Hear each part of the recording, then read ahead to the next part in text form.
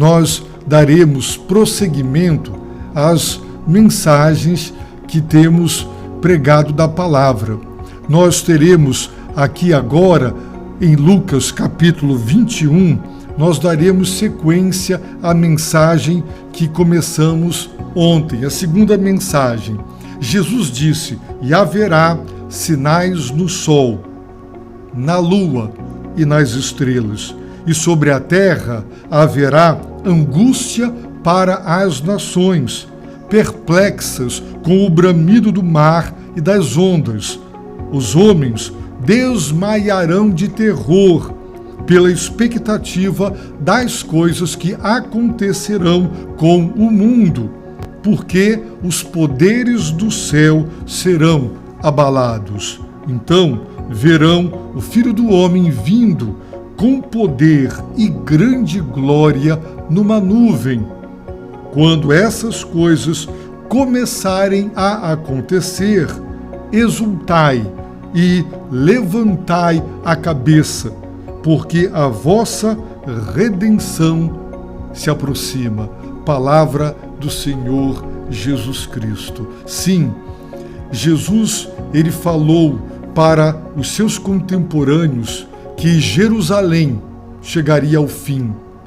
Deus usaria os gentios, os povos, as gentes, no caso os romanos, para que o seu justo juízo caísse sobre aquela cidade que rejeitara o Salvador do mundo, o próprio Filho de Deus.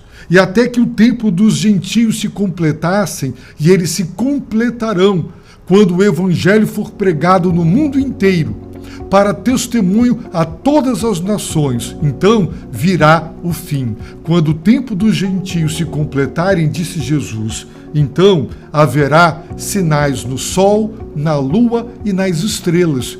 E como consequência destes sinais nos corpos celestes e no espaço, o que haverá na terra? Haverá angústia para as nações.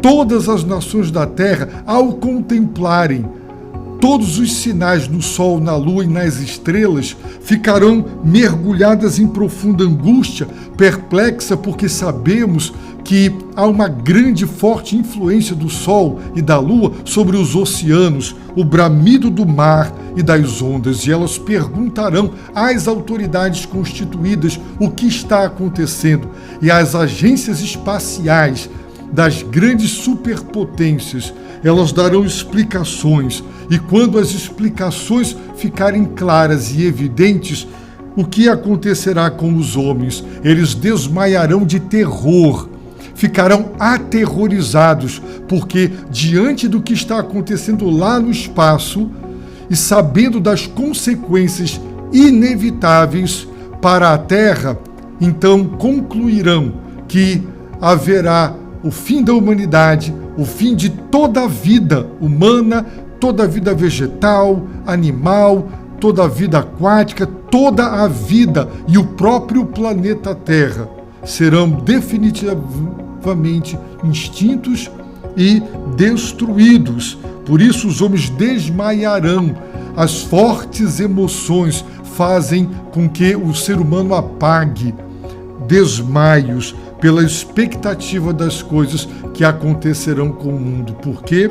Porque os poderes do céu serão abalados. Os poderes do céu, o sol, a lua, as estrelas, regularidade, permanência. A Terra gira em torno de si com regularidade, em torno do Sol, a Lua em torno da Terra. Os cientistas observam regularidade, permanência, por isso conseguem estudar com exatidão tudo que está lá, mas de repente, com o abalo dos poderes, como disse Jesus, do céu, então eles perceberão que o fim da vida humana, o fim da vida e do planeta Terra terá chegado. E quando isso acontecer, disse Jesus, então verão o Filho do Homem. Quem é o Filho do Homem? É Jesus. Jesus não se autodescreveu como o Filho de Deus ou como o Cristo Salvador do mundo. Ele escolheu este título, Filho do Homem, porque na profecia de Daniel viu 4 grandes e distintos animais que surgiam do mar, grandes nações e impérios. Mas ele também viu em suas visões o ancião de dias sobre o seu trono, com milhares e milhões de anjos a servi-lo. E ele viu também o Filho do Homem, que aproximou-se do ancião de dias e recebeu um reino que é eterno. Jesus se valeu desta figura do Filho do Homem para se autodescrever, porque ele virá na nuvem com poder e grande glória, o Filho do Homem, Jesus. Como que ele virá? Ele virá com poder. Quando ele veio a primeira vez, ele veio em fraqueza, vulnerabilidade. Nasceu numa estrebaria, viveu como um ser humano. Ele foi torturado, ele foi humilhado, ele foi rejeitado, ele foi crucificado. Mas quando ele voltar, ele voltará em sua onipotência. Ele voltará, sim, em grande glória. A glória que ele tem e que não lhe foi dada pelos judeus e pela humanidade. Veio para o que era seu, os seus não o receberam, não lhe deram glória. A Bíblia diz, o próprio Jesus afirmou, que Deus o Pai entregou a Jesus, o Filho do Homem, todo julgamento, para que todos honrem e glorifiquem o Filho, como honram e glorificam o Pai. Não lhe deram honra, não lhe deram a glória devida, pois quando Jesus voltar, todo o olho o verá, todas as nações o verão, mas não o verão mais como antes, o verão com grande glória, com grande resplendor e majestade, porque ele retornará como o Rei do universo, digno de glória. Mas será tarde demais. Aqueles que não lhe deram glória não terão mais qualquer oportunidade de lhe dar a glória devida ao seu nome, quando o virem em glória. Mas se você agora se arrepender dos seus pecados, pedir a Deus para abrir seus olhos, seus ouvidos e seu coração, para que você o conheça, para que você creia, para que você o siga, para que você entregue seu coração a Ele, então você dará a Ele a glória devida. O poder dele se manifestará na sua vida e transformará o seu caráter, a sua conduta e o seu ser. Ele salva pelo seu poder, ele te salvará dos seus pecados, deste mundo perdido e dos poderes espirituais do mal que oprimem e escravizam e destroem a vida humana. Sim, quando essas coisas, disse Jesus, começarem a acontecer, e ele disse quando, para deixar claro que elas, de fato, começarão a acontecer. E quando essas coisas, ou seja, os sinais no sol, na lua e nas estrelas, quando os poderes do céu forem abalados, quando isso começar, apenas começar, ele não quer que os seus seguidores, os seus discípulos, a sua igreja reaja como a humanidade. A humanidade, ela mergulhará em profunda angústia, perplexa, com tudo o que está acontecendo. A humanidade desmaiará de terror, aterrorizados, em pânico, com a notícia: é o fim do planeta Terra, é o fim da humanidade, é o fim da vida. Isso acontecerá porque, quando o Filho do Homem se manifestar com grande poder e glória, a própria criação será abalada. A santidade, o poder, o resplendor, a glória do Senhor Jesus será tal que a criação ela não terá condições de permanecer a mesma na presença dele. Quando Deus se manifestou sobre o Monte Sinai, ele tremeu, raios, relâmpagos, a natureza entra em convulsão diante da poderosa, magnífica e excelsa presença. Será uma teofania, uma grande manifestação do Filho de Deus, e todo olho o verá. E quando essas coisas começarem a acontecer, disse Jesus, exultai, disse Jesus, levantai a cabeça. É assim que o Filho de Deus quer que os seus seguidores, os seus discípulos, a sua igreja reaja.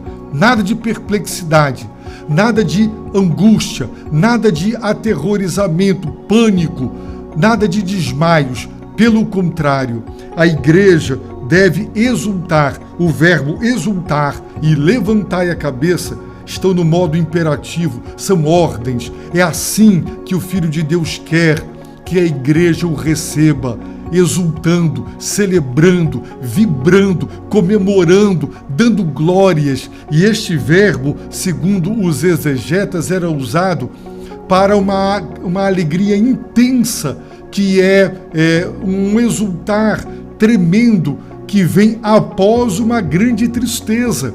E é interessante usar este verbo, por quê? Porque Jesus falou da grande tribulação.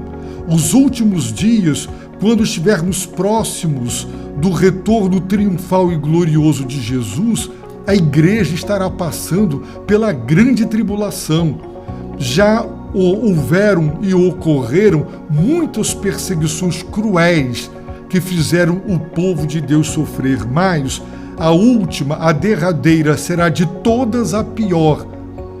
E por amor aos eleitos, o Senhor abreviará aquele período, a grande tribulação. Será de intenso sofrimento, a igreja massacrada, oprimida, perseguida. Jesus disse que haverá um ódio generalizado contra a igreja por causa dele, contra os seus discípulos por causa do seu nome e da sua santa e bendita pessoa. Assim, quando estas coisas começarem a acontecer no universo, no espaço, os poderes do céu abalados, sinais no sol, na lua, nas estrelas, pânico generalizado, mas a igreja vibrará, ela entrará em êxtase, exultando, vibrando, louvando. É assim que nós deveremos reagir, nós deveremos levantar a cabeça, não mais de cabisbaixos,